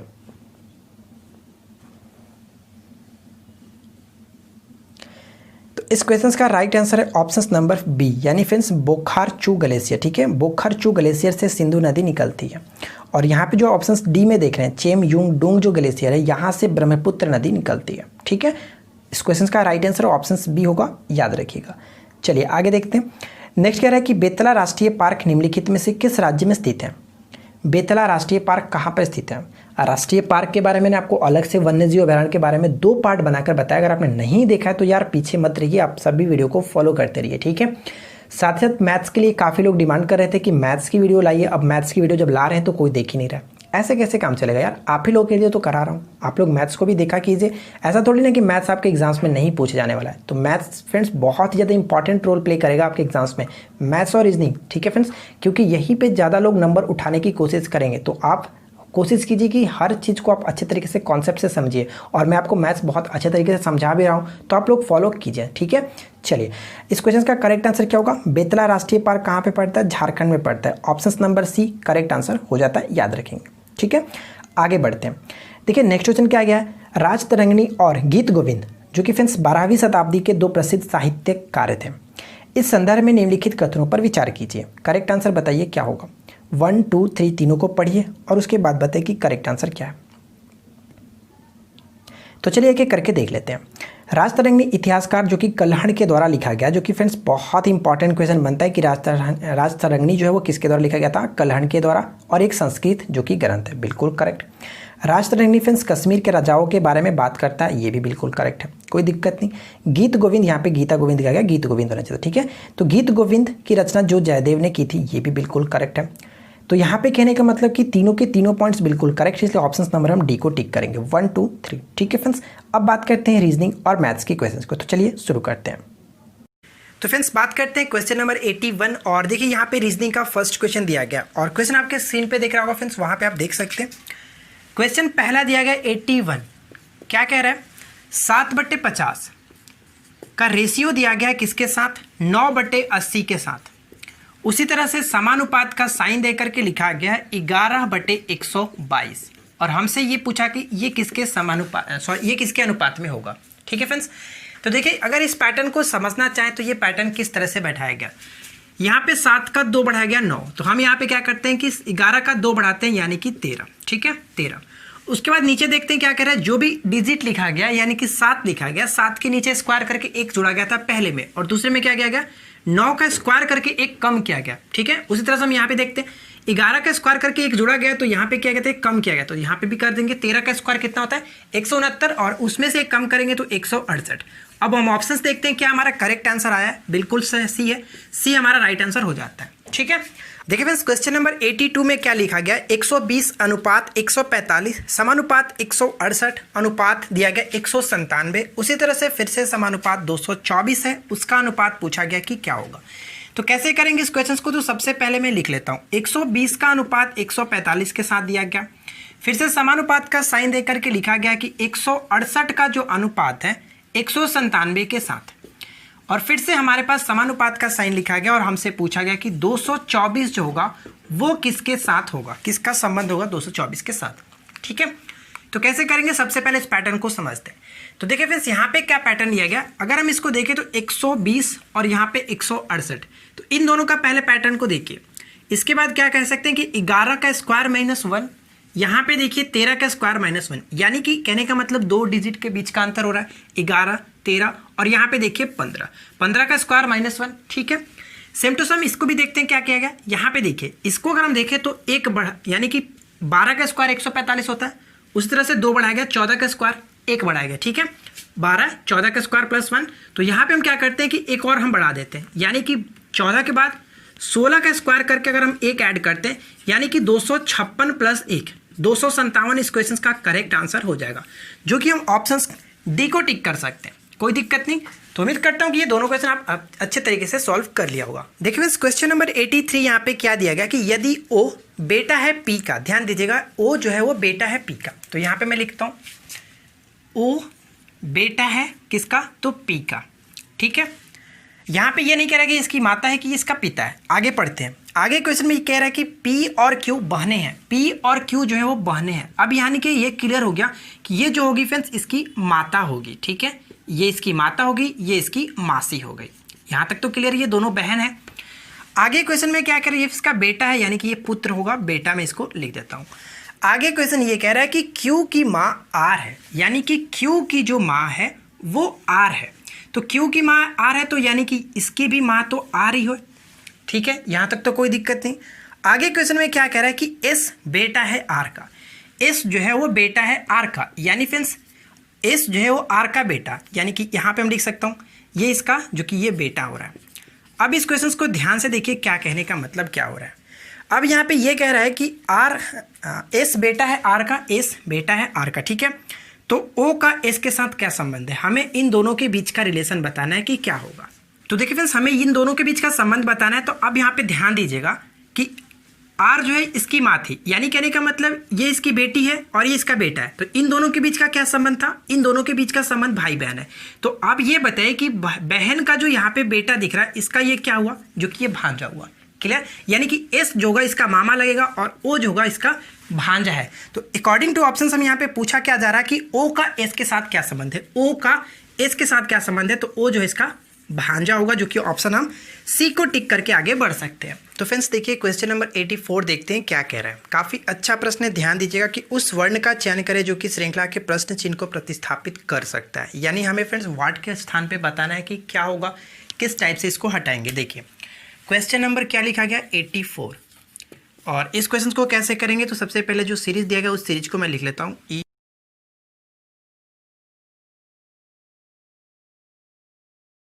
ये सीरीज हमारे पास दिया गया और इस सीरीज में हमें बताना है फ्रेंड्स कि यहाँ पे वाट के साइन के स्थान पे क्या आएगा। सबसे पहले इस पैटर्न को समझते हैं कि यहाँ पे किया क्या गया। तो देखिए फ्रेंड्स इस क्वेश्चन को कैसे करेंगे, यहाँ पे हमें फाइंड आउट करना है वाट के स्थान पे क्या होगा। सबसे पहले इस पैटर्न को समझ लेते हैं कि यह पैटर्न किस तरह से लिखा गया। अगर हम यहाँ पे देखें तो ये सीरीज कुछ आगे की तरफ बढ़ता गया। ठीक है, तो देखिए अगर हम यहाँ पे देखें तो इसको तो फाइंड आउट नहीं कर सकते। सबसे पहले इस सीरीज को देखते हैं, M के बाद N O यानी P, यानी फ्रेंड्स कह सकते हैं इसके बीच का 2 गैपिंग है, तो प्लस में 2 आगे बढ़ाया गया। उस तरह से इसमें आगे देखें तो ये क्या है, यहाँ पे और इन दोनों के बीच की गैपिंग देखें तो +5 का आगे बढ़ाया गया। ठीक है, उसी तरह से फिर से यहाँ पे देख सकते हैं कि 2 का प्लस में आगे बढ़ाया गया, और यहाँ पे फिर से आप देखिए आगे, जो कि ये फ्रेंड्स कितना YZ यानी कि 4 और एक 5, फिर से 5 आगे बढ़ाया गया। तो हमने यहाँ पे क्या देखा कि +2 +5 का इंक्रीजिंग हो रहा है, तो यहाँ पे हम क्या करते हैं 2 प्लस करेंगे और 5 आगे बढ़ेगा, तो D के बाद E और F, यानी कह सकते हैं यहाँ पे G आएगा। ठीक है, G का मतलब ऑप्शन नंबर हम D को टिक कर सकते हैं। देखिए फ्रेंड्स क्वेश्चन नंबर 85 यहाँ पे क्या करें कि एक दर्पण में देखने से पता चलता है कि घड़ी में उस समय 9:30 हुआ है। ठीक है, तो हमें ये पता ना कि घड़ी में वास्तविक समय क्या है। दर्पण में देखने पर पता चलता है कि 9:30 हो रहा है, तो एग्जैक्ट समय क्या है। तो आपको पता होगा इस टाइप के क्वेश्चन को कैसे किया जाता है। हम इस टाइप के क्वेश्चन में क्या करते हैं फ्रेंड्स कि 11:60 से हम घटा लेते हैं, जो कि हमारा दर्पण में टाइम दिख रहा होता है। तो 11:60 से अगर हम घटाएंगे तो क्या दिखेगा, देखिए 11:60 से 9:30 को घटा लेते हैं तो यहाँ पे 30, और यहाँ पे जो आपका टाइम बचेगा, यानी कि कहने का मतलब ये हुआ कि दर्पण में हमें जो दिख रहा था 9:30, वो हमारा एग्जैक्ट जो टाइम है वो बज रहा है कितना, 2:30। तो इस क्वेश्चन का राइट आंसर हो जाएगा ऑप्शन नंबर A को हम टिक करके आगे बढ़ सकते हैं। 86 में क्या कह रहा है कि निम्नलिखित में से कौन सा एक अन्य 3 से भिन्न है, यानी कि एक अलग है, हमें ये बताना है। तो देखिए फ्रेंड्स, यहाँ पे लिखा गया सूर्य, बादल, चंद्रमा और पृथ्वी। तो हम यहाँ पे कह सकते हैं कि सूर्य, चंद्रमा और पृथ्वी ये तीनों फ्रेंड्स जो कि कह सकते हैं कि एक ब्रह्मांड के पिंड के रूप में हम कह सकते हैं सूर्य, चंद्रमा और पृथ्वी, ये ठीक है, ब्रह्मांडीय ग्रह और यहाँ पे उपग्रह कह सकते हैं। सूर्य तारा हो गया आपका, चंद्रमा जो कि उपग्रह हो गया और पृथ्वी एक ग्रह हो गया, लेकिन बादल का संबंध इनमें से नहीं है। तो हम कह सकते हैं कि बी यहाँ पे हमारा जो कि इन तीनों से अलग है, इसलिए ऑप्शन नंबर हम बी को टिक करके आगे बढ़ सकते हैं। ठीक है, देखिए क्वेश्चन नंबर यहाँ पे 87 में क्या कह रहा है, काफ़ी अच्छा प्रश्न है, ध्यान दीजिएगा। यहाँ पे आपके पास एक मैट्रिक्स दिया गया और इसमें हमें बताना है कि जो मिसिंग नंबर है उसको कैसे निकालेंगे। तो सबसे पहले मैं लिख लेता हूँ कि हमारे पास वो नंबर क्या क्या लिखा गया। 14 लिखा गया,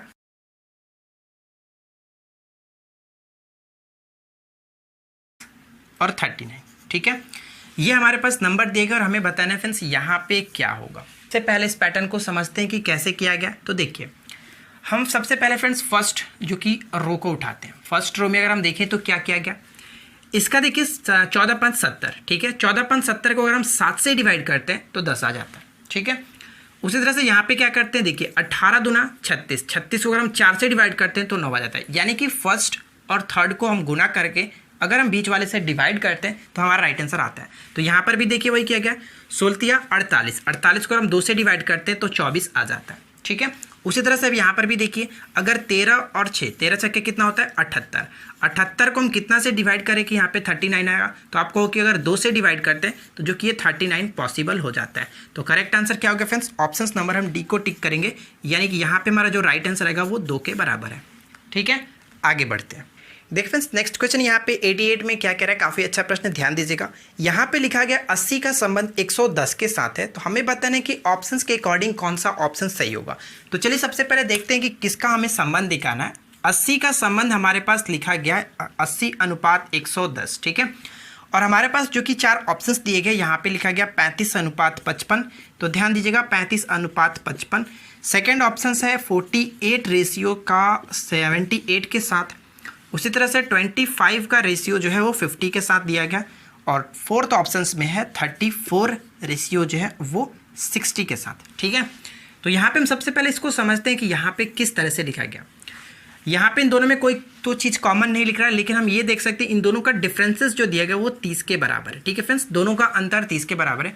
तो अगर हम ऑप्शंस में देखें तो सिर्फ और सिर्फ एक ही ऑप्शंस मिलता है जो कि 48 और रेशियो 48, इन दोनों का भी अंतर 30 के बराबर हो जाता है। तो हम ये कह सकते हैं कि इस क्वेश्चन का करेक्ट आंसर जो कि ऑप्शन बी राइट आंसर होगा। ठीक है friends, option B will be correct answer. लोग 8 किलोमीटर दक्षिण की तरफ गया। ठीक है, 8 किलोमीटर वो दक्षिण की तरफ जाता है। तो चलिए इसको मैं ले चलता हूँ दक्षिण की तरफ। सबसे पहले 8 किलोमीटर, यानी कि यहाँ से स्टार्ट अगर करता है तो 8 किलोमीटर में इसको नीचे की तरफ ले जाता हूँ। उसके बाद यहाँ पे क्या कह रहा है, देखिए फ्रेंड्स, जब आपके पास यहाँ पे अगर डायरेक्शन ऑप्शंस में डायरेक्शन डायरेक्ट पूछा जाता है तो आपको इसको लिखने का कोई मतलब नहीं बनता है। ठीक है, यानी वो कितना मीटर भी आगे जाए या कितना मीटर भी दक्षिण उत्तर जाए, उससे हमें कोई मतलब नहीं, इसका हमें डिजिट से कोई लेना देना नहीं है। सिर्फ हमें डायरेक्शन को लेकर के चलना होगा। यानी कि वो 8 किलोमीटर जो कि जाता है दक्षिण की तरफ, नीचे की तरफ गया। उसके बाद क्या करता है कि पश्चिम की तरफ मुड़ करके 3 किलोमीटर जाता है, यानी कि वो पश्चिम की तरफ मुड़ जाता है। फिर क्या करता है, वह फिर उत्तर की तरफ मुड़ जाता है और 5 किलोमीटर चलता है, यानी कि उत्तर की तरफ वो मुड़ गया और 5 किलोमीटर चला ऊपर की तरफ। ठीक है, अंत में वह पूरब की दिशा में मुड़ जाता है। पूरब की दिशा का मतलब जो कि इधर की तरफ मुड़ा होगा, और पूरब की तरफ मुड़ने के बाद वह पूरब की दिशा की मुड़ कर के 3 किलोमीटर चलता है। उसके बाद हमें ये पूछ रहा है कि अशोक शुरू के स्थान से वह किस स्थान पे है। तो बताइए फ्रेंड्स कि शुरू के स्थान से वह किस स्थान पे। तो देखिए, यानी कि यहाँ पे अगर वो चला होगा तो कहने का मतलब ये यहाँ पर था और ये स्टार्ट अब यहाँ पे पहुँचा है, तो ये किस डायरेक्शन में, तो नीचे कह सकते हैं कि दक्षिण, यानी कि ऑप्शन डी को टिक करके आगे बढ़ सकते हैं। ठीक है फ्रेंड्स, इसमें कोई दिक्कत नहीं होगी। देखिए फ्रेंड्स, क्वेश्चन नंबर 90 यहाँ पे क्या कह रहा है कि क्यूब का एक जो लिखा गया CUPE का लिखा गया है 952562। कैसे लिखा गया, ध्यान दीजिएगा। यहाँ पे क्या लिखा गया, क्यूब CUPE, क्यूब जो लिखा गया इसका यहाँ पे मतलब लिखा गया 952562। ठीक है, ये लिखा जा रहा है। तो हमसे ये पूछा है कि टैप का क्या लिखा जाएगा, TAPE, टैप के लिए क्या लिखा जाएगा। देखिए फ्रेंड्स, इस क्वेश्चन को मैं बोलूँगा ये कि आपको इसको बनाने की ज़रूरत नहीं पड़ेगी। क्यों, क्योंकि यहाँ पे आप देख सकते हैं PE लिखा गया और यहाँ पर भी PE है। PE का मतलब यहाँ पे जो कि लास्ट में अगर देखें 2 डिजिट या फिर 3 डिजिट, तो 562 लिखा गया, यानी कि पी का मतलब 562 लिखा जा रहा है। तो हम यहाँ पे अगर ऑप्शंस में देखें तो सिर्फ एक ही ऑप्शंस मिल रहा है जो कि आपका 562 लिखा गया लास्ट में। तो कहने का मतलब जो पी है तो यहाँ पर भी पी आएगा, तो पी का मतलब यहाँ पे 562 लिखा गया, तो जो लास्ट में डिजिट होगा उसका मतलब भी 562 ही होना चाहिए। तो ऑप्शंस में अगर हम देखें तो डी बिल्कुल करेक्ट हो जाता है, ठीक है। लेकिन कैसे किया गया सबसे पहले इसको भी समझ लेते हैं। तो ध्यान दीजिएगा फ्रेंड्स, देखिए सी का मतलब जो कि 3 नंबर पे आता है, तो 3 का मतलब क्या कह सकते हैं, 3 का स्क्वायर करके लिखा गया 9, ठीक है। अगर हम यू देखें तो यू देखिए फ्रेंड्स, अब यहाँ पे यू 5 कैसे लिखा गया इसको समझना होगा। तो सबसे पहले वॉल्यूम आपको पता होता है, सॉरी वॉवेल क्या होता है, वॉवेल होता है ए ई आई ओ यू, ठीक है, ये वॉवेल होता है। अब वॉवेल में देखिए यू जो होता है वो 5वें नंबर पे आता है, यहाँ पे जो यू लिखा गया ये 5 डायरेक्ट लिखा गया इसका, ठीक है फ्रेंड्स, यू जो है इसका डायरेक्ट 5 लिखा गया। तो देखिए फ्रेंड्स यहाँ पे जो पी लिखा गया, पी के लिए क्या लिखा गया यहाँ पे, अब हम लोग 9 5 तो क्लियर कर लिया, अब यहाँ पे 2 5 6 आ रहा है। तो देखिए पी जो होता है वो कितना नंबर पे, ये पी कांस्टेंट है, और पी जो होता है वो 16 नंबर पे आता है, 16 का स्क्वायर करेंगे तो 256, ठीक है। उसी तरह से यहाँ पे ई देखिए, ई एक फिर से वॉवेल आ गया, तो वॉवेल में ये कितने नंबर पे है, 2 नंबर पे, तो यहाँ पे आप देखिए 2 नंबर, यानी कहने का मतलब ये जो नंबर दिया गया था कुछ इस तरह से पैटर्न बैठाया गया था। तो सेम टू सेम यहाँ पर हम वही कर सकते हैं। देखिए टी जो आता है वो कितने नंबर पे आता है, तो आप कहोगे कि फ्रेंड्स टी जो आता है वो 20 नंबर पे आता है, 20 नंबर आने का मतलब स्क्वायर करेंगे क्योंकि स्टार्टिंग का जो लेटर था उसका स्क्वायर किया गया, तो 20 का स्क्वायर 400, ठीक है। उसी तरह से ए जो आता है, ए वॉवेल में आता है, वॉवेल यानी कि फर्स्ट नंबर पे, इसलिए हम यहाँ पे 1 लिख देते हैं, ठीक है। देखिए ऑप्शन डी आपका काफ़ी अच्छे तरीके से मैच करते हुए चल रहा है। वापिस हम यहाँ पे पी आ रहा है, तो पी के मतलब मैंने आपको क्या बताया, पी का स्क्वायर 16, 16 का स्क्वायर जो लिखा गया 256, तो यहाँ पे 256 लिख सकते हैं, और ई का मतलब फिर से 2, तो यहाँ पे 2। तो यही मैं कहना चाहता था लास्ट में, देखिए 562 यहाँ पे काफ़ी आसानी से फॉलो कर रहा था, इसलिए राइट आंसर डी को ऐसे भी टिक करके आगे बढ़ सकते थे। देखिए फ्रेंड्स क्वेश्चन नंबर 91 में काफ़ी अच्छा प्रश्न दिया गया कि 3 घंटियाँ क्रमशः 30 सेकंड, 40 सेकंड और 60 सेकंड के अंतराल पे जो कि बजते हैं, 30 मिनट में वो कितनी बार बजेंगी, इस टाइप के क्वेश्चन को कैसे निकालेंगे। देखिए फ्रेंड्स जब भी आपके पास कोई सीरीज दिया रहता है 30 सेकंड, 40 सेकंड और 60 सेकंड, तो इनको हम क्या करते हैं, सबसे पहले एलसीएम लेते हैं। तो 30, 40 और 60 का एलसीएम आप बताओ कितना होगा। 30, 40, 60 का एलसीएम डायरेक्ट हम कह सकते हैं 120 सेकंड, यहाँ पे हम कर सकते हैं क्योंकि सभी सेकंड में दिया गया था, तो 120 सेकंड हो जाता है, ठीक है। अब 120 सेकंड का मतलब कितना मिनट, तो 120 सेकंड का मतलब आप कहो कि 2 मिनट होता है, ठीक है फ्रेंड्स। 120 सेकंड का मतलब 2 मिनट। तो क्वेश्चन में ये पूछा है कि 30 मिनट में वो कितनी बार बजेंगी, तो 30 मिनट में कितनी बार बजेंगी, तो 2 से डिवाइड कर लीजिए, 15 बार बजेंगी। तो राइट आंसर आपका ऑप्शन नंबर बी को हम टिक करके आगे बढ़ सकते हैं। क्लियर, चलिए नेक्स्ट क्वेश्चन देखते हैं क्या कह रहा है। देखिए friends next question, question number 92 कह रहा है, काफ़ी अच्छा प्रश्न है, ध्यान से पढ़िएगा। कह रहा है फ्रेंड्स कि एक रेलगाड़ी आगरा से मथुरा के लिए 60 किलोमीटर प्रति घंटा से चलती है, यानी कि स्पीड आपके पास दिया गया और 45 मिनट में वो पहुंच जाती है। क्लियर, तो कहने का मतलब हमें डिस्टेंस नहीं पता है कि वो आगरा से मथुरा तक की जो डिस्टेंस कितना कवर करती है 60 किलोमीटर प्रति घंटे की स्पीड से 45 मिनट में। तो यहाँ पे हम क्या करते हैं, सबसे पहले डिस्टेंस निकाल लेते हैं, जो कि 92 क्वेश्चन है, ध्यान से पढ़ते हैं। डिस्टेंस क्या होगा फ्रेंड्स, आगरा से लेकर के मथुरा तक का, तो दूरी बराबर क्या होता है, चाल गुने समय। तो चाल हमारे पास 60 दिया गया, समय कितना है 45 मिनट, तो मिनट को हम क्या करते हैं घंटा में चेंज करने के लिए 60 से डिवाइड करेंगे, ठीक है। तो कहने का मतलब ये 60 से 60 खत्म, तो 45 किलोमीटर की दूरी थी, कहाँ से लेकर, आगरा से लेकर के मथुरा तक। अब क्वेश्चन में ये पूछा है कि यदि वो लौटते समय उसी चाल की 10% कम हो जाती है। ध्यान दीजिएगा, पहले जो वो चाल था 60 किलोमीटर प्रति घंटा की गति से आगरा से मथुरा जाता है, लेकिन मथुरा से जब वो आगरा आता है तो उस समय वो क्या करते हैं कि 10% अपना चाल कम कर लेता है। तो उस समय पूछा जा रहा है कि वह मथुरा से आगरा आने में कितना समय लेगा। तो अब हमारे पास समय पूछ रहा है, हमारे पास जो कि डिस्टेंस पता चल गया, वो आगरा से मथुरा 45 किलोमीटर था। तो मथुरा से वो आगरा जब आ रहा है तो उस कंडीशन में क्या होता है, अब यहाँ पे हमें टाइम निकालना है। तो समय बराबर क्या होता है फ्रेंड्स, दूरी बटे में कह सकते हैं, ठीक है। समय बराबर जो कि चाल बराबर दूरी बटे समय, तो समय बराबर क्या कर सकते हैं, दूरी बटे में चाल, ठीक है। तो यहाँ पे देखिए 45 जो कि आपका किलोमीटर था, इतना डिस्टेंस। अब हमें इसको कवर करना है कितने, तो पहले से 10% कम चाल से। तो देखिए पहले का चाल कितना था 60, अब 10% कम का मतलब जो कि 90 कर सकते हैं, यहाँ पे आपका 00, तो ये 00 से 00 खत्म हो गया। ऊपर में क्या बचा 45, नीचे आपका बचा 6 गुने 9, ठीक है। तो 9 बचे 45, इसको कटा सकते हैं, 5/6 फ्रेंड्स आ गया। 5/6 का मतलब क्या हुआ, ये हम इसको जो कि ये घंटा में है, इसको हम मिनट में चेंज करेंगे तो 60 से मल्टीप्लाई कर सकते हैं। अब इसको आप 10 से कटा लो, तो 10 बचे 50, यानी कहने का मतलब ये हुआ कि 50 मिनट अब लगेगा उसको समय। पहले जो उसको लग रहा था 45 मिनट, अब उसको उस दूरी को कवर करने में चूंकि 50 मिनट। देखिए फ्रेंड्स क्वेश्चन नंबर 93 में क्या कह रहा है, 100 और 200 के बीच सभी संख्याएं ज्ञात करें जो कि 9 और 6 से पूर्णतः विभाजित है। देखिए फ्रेंड्स इस टाइप के क्वेश्चंस को कैसे करते हैं। यहाँ पे क्वेश्चन से क्या पूछा है कि 100 और 200 के बीच में हमें वो संख्या ज्ञात करना है जो कि वो 6 और 9 दोनों से डिवाइड हो।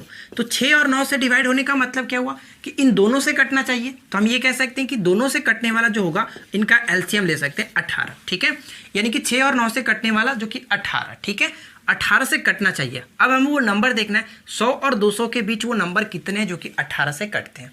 कहने का मतलब ये हुआ कि पहला नंबर ये होगा 18 के टेबल में 100 के बाद क्या आएगा, आप कहो कि 18 के टेबल में सबसे पहला जो 18 से कटेगा वो होगा 100 और 200 के बीच 108। अब इसके बाद हम देखेंगे तो क्या होगा, ये देखिए 108 और इसमें हम करेंगे तो 126 और फिर 144। उसी तरह से आगे हम बढ़ सकते हैं। इससे पहले यानी इससे पहले देखिए 18 दाम में 180 होता है और आगे बढ़ेंगे तो यानी कि 198 लास्ट जाएगा, ठीक है फ्रेंड्स।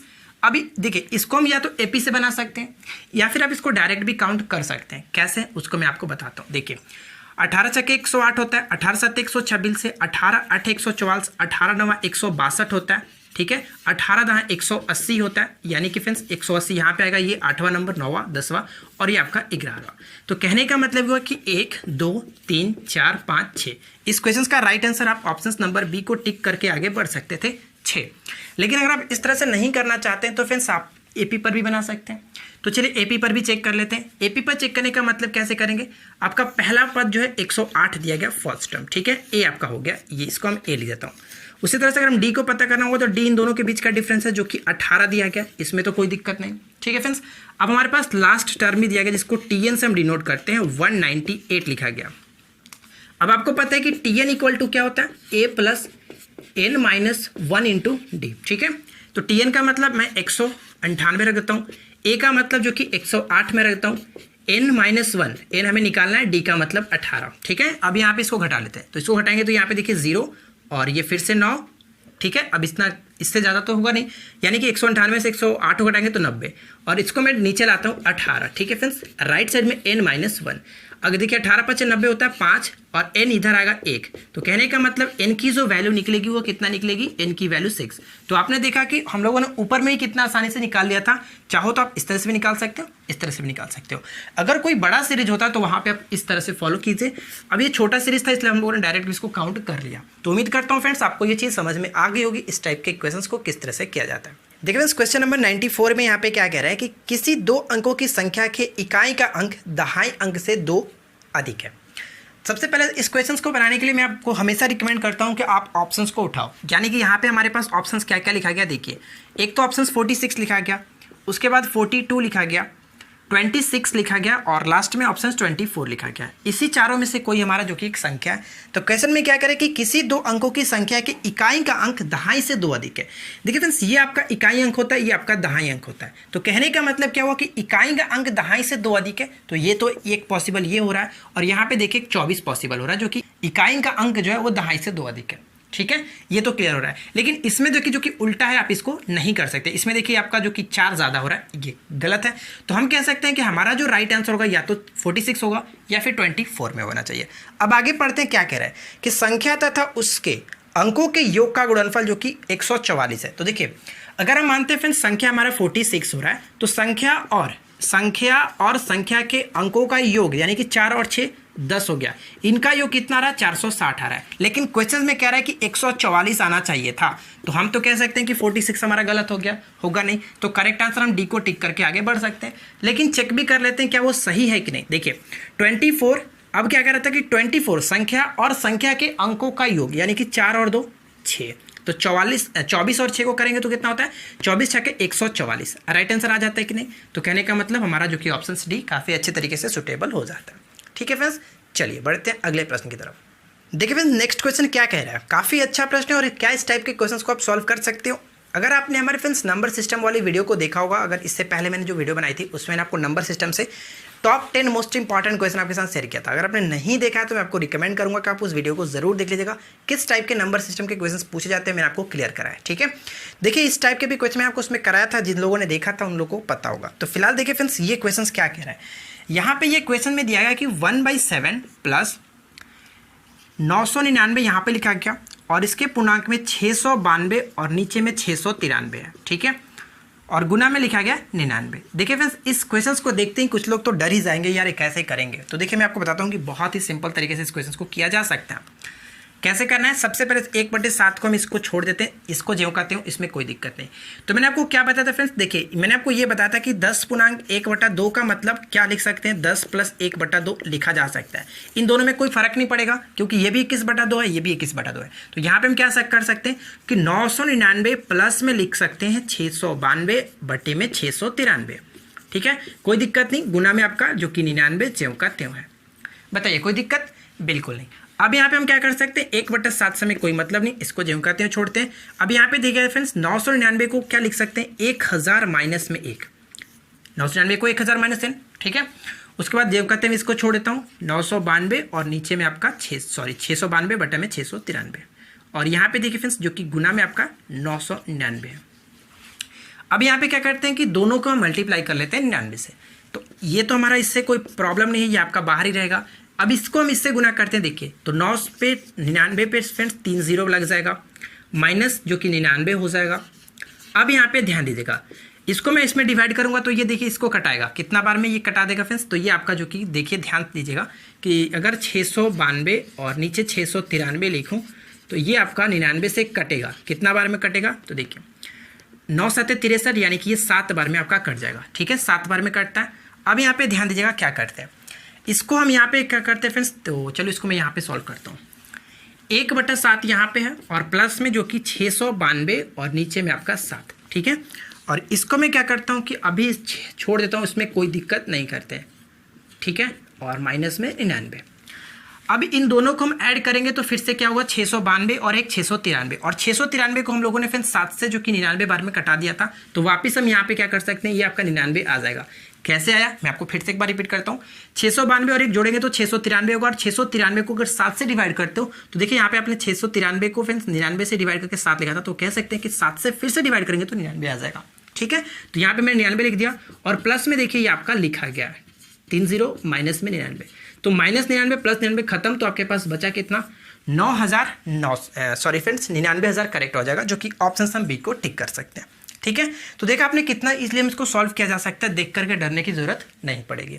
उम्मीद करता हूं कि आपको ये बात समझ में आई। अगर आपको ये क्वेश्चन अच्छा लगा तो वीडियो को लाइक जरूर कर दीजिएगा। चलिए बात करते हैं अगले प्रश्न की। देखिए नेक्स्ट क्वेश्चन 96 में क्या दिया गया कि एक त्रिभुज ABC में साइन A = cos B के बराबर है। तो हमसे पूछा है कि cos C की वैल्यू क्या होगी। देखिए कहने का मतलब एक त्रिभुज है तो त्रिभुज के तीनों कोणों का योग 180 डिग्री के बराबर होता है। तो हम ये कह सकते हैं हमारे पास कंडीशन क्या लिखा गया कि साइन A जो है वो cos B के बराबर है, ठीक है फ्रेंड्स। तो हम यहाँ पे ये कह सकते हैं कि साइन A = में साइन 90 माइनस में B, ठीक है। इसको मैं साइन के रूप में छोड़ सकता हूँ, कोई दिक्कत नहीं। साइन से साइन खत्म होगा तो A = 90 माइनस में B हो जाएगा और A + B की वैल्यू कितनी हो जाएगी, A + B की वैल्यू 90 डिग्री के बराबर हो जाता है। इतना तो बात आपने समझ लिया। अब आपको एक चीज़ तो पता ही है कि फ्रेंड्स त्रिभुज के तीनों कोणों का योग 180 डिग्री के बराबर होता है। तो त्रिभुज के दो कोणों का योग 90 डिग्री के बराबर हो गया तो हम कह सकते हैं कि C की वैल्यू भी 90 डिग्री होगी, ठीक है, क्योंकि तीनों का जोड़ हम जो कि 180 डिग्री के बराबर कर सकते हैं। तो C जब हमारे पास 90 डिग्री आ गया तो क्वेश्चन में आपसे पूछा क्या गया कि cos C की वैल्यू क्या होगी। तो cos यानी कि 90 डिग्री की वैल्यू कितनी होती है, 0 डिग्री। तो क्वेश्चन का राइट आंसर जो कि ऑप्शन हम B को टिक कर सकते हैं, 0 डिग्री नहीं 0 होगा, ठीक है, 0 करेक्ट आंसर हो जाता है। कि एक छात्र ने दी गई 10 संख्याओं का औसत ज्ञात करते समय गलती से वो क्या करते हैं कि 46 के बजाय 64 लिख देता है, जिससे उसका औसत 50 निकला। तो बताइए फ्रेंड्स कि संख्याओं का सही औसत क्या होगा। तो ध्यान दीजिएगा इस टाइप के क्वेश्चंस को कैसे करते हैं। हमारे पास पहले से औसत कितना आया है, जो कि उसका 50 औसत आया, लेकिन फ्रेंड्स वो क्या करता है कि 46 के बजाय 64 लिखता है, यानी कि उसकी संख्या पहले से बढ़ चुकी है। तो हम कह सकते हैं कितना बढ़ा है। तो देखिए 64 में से अगर हम 46 को घटा लेते हैं तो क्या होगा, कितना आता, और 10 संख्या है तो 10 संख्याओं का औसत पता कर लेते हैं कि पहले से वो कितना ज़्यादा बढ़ा था, ठीक है। तो यहाँ पे हम माइनस कर लेते हैं, ये कुछ इस तरह से हो जाएगा। बात को आपसे समझा, पहले से उसका औसत जो आया था 50 आया था, लेकिन कुछ त्रुटि होने की वजह से, तो कितना त्रुटि में कितना नंबर ज़्यादा उसने लाया था, तो यहाँ पे हम घटा करके चेक कर लेंगे कितना त्रुटि में ज़्यादा नंबर आया, और उस त्रुटि का हम औसत निकाल लेंगे 10 से डिवाइड करके, क्योंकि संख्या हमारे पास 10 थी, ठीक है। देखिए अगर हम 64 में से 46 को घटाते हैं तो कितना आएगा, आप कहोगे फ्रेंड्स कि 18 के बराबर, ठीक है, 814, ठीक है 18 आएगा। अगर आप 10 से इसको डिवाइड करोगे तो 1.8 आ जाएगा। अब 50 में से 1.8 को घटाएंगे तो कह सकते हैं कि फ्रेंड्स 48.2 हम करेक्ट आंसर लिख सकते हैं, जो कि ऑप्शन ए हमारा राइट आंसर है। और यही उसका सही औसत था, उसने 46 के बजाय 64 लिखा था, जिसकी वजह से उसका औसत 50 आ गया था, ठीक है। तो करेक्ट आंसर हमारा 48.2 होगा, जो कि ऑप्शन सब ए को टिक करेंगे। बढ़ते हैं अगले प्रश्न की तरफ। देखिए क्वेश्चन नंबर 98 क्या कह रहा है, देखिए किस्त वाला प्रश्न है, और किस्त वाले प्रश्न को देखकर ही शायद कुछ लोग तो डर जाते हैं यार उसका लिए फार्मूला यूज करना पड़ेगा। ऐसा बिल्कुल भी नहीं है, हम फार्मूला यूज नहीं करेंगे। ध्यान दीजिएगा, 12,300 रुपये की राशि का ऋण जो है वो 5% वार्षिक चक्रवृद्धि ब्याज की दर से हर वर्ष के अंत में 2 समान किस्तों में चुकता होता है, ठीक है फ्रेंड्स, देकर के चुकाता है। तो प्रत्येक किस्त की मान हमें बताना है। ध्यान दीजिएगा फ्रेंड्स, इस टाइप के क्वेश्चन को कैसे करते हैं। यहाँ पे सबसे पहले जो चीज़ उठाया जाता है वो रेट को उठाया जाता है, यानी कि 5% रेट है, ठीक है। 5% का मतलब कह सकते हैं कि 1/20, ठीक है फ्रेंड्स, 5% का मतलब 1/20। अब देखिए यहाँ पे क्या करना है कि आप इसको ऐड कर लीजिए, यानी कि 20 और 1 21/20। अब बस काम खत्म हो गया। आपको यहाँ पे प्रत्येक किस्त की मान पूछा जा रहा है, तो आप 21/20, यानी कि इसमें मैंने एक जोड़ दिया था। अब देखिए यहाँ पे 21 से जो भी ऑप्शंस कट जाएंगे वही आपका करेक्ट आंसर होगा। तो सबसे पहले मैं ऑप्शंस आपके सामने लिख देता हूँ, देखिए क्या क्या दिया गया। एक तो ऑप्शंस लिखा गया 6651, दूसरा ऑप्शन लिखा गया 6615, थर्ड ऑप्शन लिखा गया 6516, और चौथा ऑप्शन जो है 6156 लिखा गया, ठीक है। तो 21 से कटाते कौन सा कट जाएगा, 21 या 63, यहाँ पे 3 बचा, 3 और 2, 3 और यहाँ पे 5, 35, यानी कि फिर से 21 बार में कटाएंगे तो एक बार में कटाएंगे तो 21, और 21 इसमें से घटेगा तो 4 और 1 1, यानी कि ये कटेगा नहीं, ये आपका खत्म हो गया। इसको डिवाइड करते हैं, देखिए अगर इसको डिवाइड करते हो तो क्या होता है, 21 तिया जो कि 63, ठीक है। 3 बचा यहाँ पे, 3 और 1 यानी कि 31 हो गया, और 21 करेंगे तो फिर से यहाँ पे आपका 10 यानी कि 5, 105, और 105 यानी कि फिर से आपका 5 बार में कट जाएगा, ये आपका पूरा कट जाता है। और यही इस क्वेश्चन का करेक्ट आंसर होगा 6615, ठीक है फ्रेंड्स। इस क्वेश्चन का राइट आंसर जो कि ऑप्शन सब बी को टिक करके आगे बढ़ सकते हैं। देखिए फ्रेंड्स नेक्स्ट क्वेश्चन क्या करे कि एक पाइप एक टैंक को 14 घंटे में भर सकता है, तल में सिराव के कारण यह जो कि 36 घंटे में भरता है। तो ध्यान दीजिएगा फ्रेंड्स, क्या हो रहा है कि एक जो पाइप है वो उस टंकी को 24 घंटे में भर सकता है, लेकिन तल में सिराव होने के कारण क्या होता है, मान के चलते हैं कि सिराव होने के कारण एक बी जो है वो 36 हो जाता है, ठीक है, 36 घंटे में भरता है। तो हम कहने का मतलब ये हुआ कि यदि टैंक आधा भरा हुआ हो तो उस सिराव से टैंक को भरने में कितना समय लगेगा। ये भरा जा रहा है और यहाँ पे सिराव होने की वजह से ये खाली हो रहा है, तो देने दोनों का हम एलसीएम लेंगे। 24 और 36 का एलसीएम आप कह सकते हो कि 72 होता है। 72 ये टोटल वर्क होता है, ठीक है। इसको हम इनकी इफिशियंसी निकाल लेते हैं। इनकी इफिशियंसी का मतलब 24 से डिवाइड करेंगे 72, तो 3 बार में ये कटेगा, 36 दूना 72, ये 2 बार में कटेगा। लेकिन ध्यान दीजिएगा फ्रेंड्स, ये भर रहा था और ये सिराव के कारण खाली हो रहा था, यानी कि ये कुछ घटाएगा तो ये घट रहा था, ठीक है। सिराव करेगा तो डेफिनेटली ये तो घटेगा ही। हम यहाँ पे क्या कर सकते हैं कि टोटल वर्क, हमें यहाँ पे टाइम निकालना है, ठीक है फ्रेंड्स, सिराव समय निकालना है। तो टाइम इक्वल टू क्या कर सकते हैं, टोटल वर्क को इनकी इफिशियंसी से डिवाइड करते हैं। और यहाँ पे एक और चीज़ क्या दिया गया, ध्यान दीजिएगा कि टोटल वर्क 72 दिया गया था, तो इनकी इफिशियंसी यानी कि 3 में से 2 घटाएंगे, क्योंकि एक भर रहा है तो एक खाली कर रहा है सिराव की वजह से, ठीक है। तो ये आपका 3 में से 1 गया तो 3 में से 2 गया तो 1। और यहाँ पे एक और क्वेश्चन में कह रहा था कि टैंक आधा भरा हुआ था, यानी कि आधा भाग ही हमें भरना था, ठीक है। ये 1/2 कर देंगे, तो इसको हम कटाएंगे तो 36 क्वेश्चन का करेक्ट आंसर आ जाएगा, जो कि फ्रेंड्स 36 घंटे में भर सकता है, ठीक है। इस क्वेश्चन का राइट आंसर जो कि ऑप्शन हम सी को टिक करके आगे बढ़ सकते हैं। चलिए बात करते हैं अगले प्रश्न की। देखिए फ्रेंड्स क्वेश्चन नंबर 100 में क्या दिया गया कि किसी आयताकार बक्से की 3 भुजाएं जो दी गई हैं उनका योग 12 दिया गया। ध्यान दीजिएगा, तीनों भुजाओं का योग 12 है, यानी कह सकते हैं कि L + B + H = 12 के बराबर है, ठीक है। आगे कह रहा है कि यदि संपूर्ण पृष्ठ क्षेत्रफल 94 सेंटीमीटर स्क्वायर है, तो कहने का मतलब ये हुआ कि L + B + H का जो वैल्यू है वो 12 के बराबर है। इनका जो कि फ्रेंड्स दिया गया संपूर्ण पृष्ठ क्षेत्रफल यानी कि 2 × LB + BH + HL। अब आप सोच रहे हो कि मैंने ऐसा ही क्यों लिखा, तो कहने का मतलब फ्रेंड्स देखिए, आयताकार बक्से की 3 जो कि भुजाएं दी गई है, तो 3 भुजाएं का मतलब कि वो क्यूबॉइड है, क्यूबॉइड यानी कि घनाभ। तो घनाभ की तीनों भुजाएं क्या होती है, L + B + H, इनका योग मैंने 12 लिख दिया। उनका पृष्ठ क्षेत्रफल क्या होता है, जो कि ये होता है 2 × LB + BH + HL = में 94 मैंने लिख दिया। ठीक है, क्वेश्चन में आपसे क्या पूछा है कि बक्से में रखी जाने वाली सबसे लंबी छड़ क्या होगी। तो आपको पता है फ्रेंड्स, हम लोग जब आयत पे काउंट करते हैं तो इनका सबसे लंबी जो भुजा छड़ रखा जाता है, यानी कि उनके जो कि ये विकर्ण पे रखा जाता है। तो यहाँ पर भी कुछ उसी तरह से हम करेंगे कि L² + B² + H², इसका अगर हम ये निकाल देते तो हमारा सबसे लंबी छड़ इसमें रखने वाला निकल जाएगा। ठीक है, इसको निकालने के लिए हम क्या करेंगे, तो ध्यान दीजिएगा फ्रेंड्स, इसका हम दोनों तरफ बोथ साइड स्क्वायर कर लेते हैं। बोथ साइड स्क्वायर करेंगे तो ये कुछ इस तरह से हो जाएगा A + B + C का होल स्क्वायर, यानी कि A² प्लस में B² प्लस में फ्रेंड्स C² और plus 2AB + BC VH + HL। ठीक है, ये आपका हो जाएगा। और राइट साइड में कितना हो जाता है, 12 का स्क्वायर यानी कि 144। बात को समझा आपने किस तरह से हम लोगों ने किया। अब यहाँ पे देखिए, हमें इसकी वैल्यू निकालनी है और यहाँ पे जो कि 94 दिया गया। तो कहने का मतलब ये हुआ कि L² B² + H² की अगर हम वैल्यू को निकालें तो 144 में से फ्रेंड्स हम इसको घटा सकते हैं 94 को। ठीक है, 94 को घटाएंगे तो कितना आएगा, देखिए 0 और ये आपका 5 आएगा ना, 50। क्लियर, तो L² + B² + S² = 50 आ जाता है। तो लेकिन हमें तो निकालना था रूट, तो रूट का मतलब फ्रेंड्स हम दोनों पे रूट चढ़ा देंगे, इसका पर रूट और इस पर भी रूट। तो 50 रूट का मतलब 5 × 5 = 25, 25 × 2 = 50, यानी कि 5√2 आपका करेक्ट आंसर हो जाता है, जो कि हम ऑप्शन ए को टिक करके आगे बढ़ सकते हैं। तो फ्रेंड्स देखिए, आज के इस वीडियो में मैंने आपको 100 क्वेश्चंस दिए और उम्मीद करता हूं कि ये वीडियो आपको जरूर अच्छा लगा होगा। अगर आपको ये वीडियो पसंद आई हो तो प्लीज़ मैं आपसे रिक्वेस्ट करूंगा कि वीडियो को एक लाइक जरूर कर दीजिएगा और साथ ही साथ दोस्तों को भी शेयर किया कीजिए। ठीक है, तो मिलते हैं नेक्स्ट वीडियो में किसी नए टॉपिक के साथ। Thanks for watching, keep learning, have a good day.